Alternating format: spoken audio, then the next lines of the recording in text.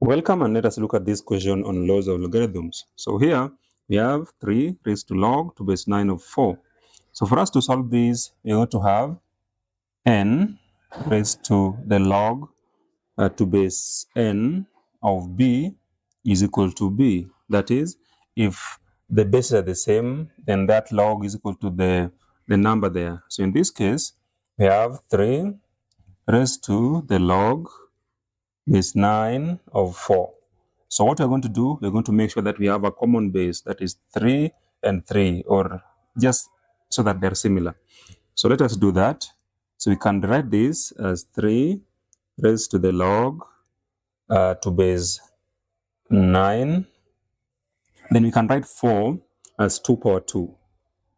So we have 2 power 2.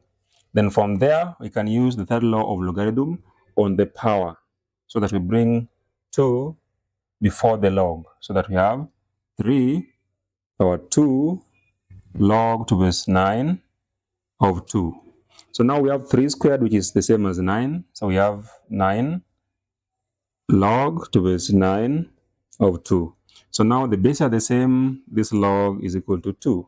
Thank you for watching. Please subscribe.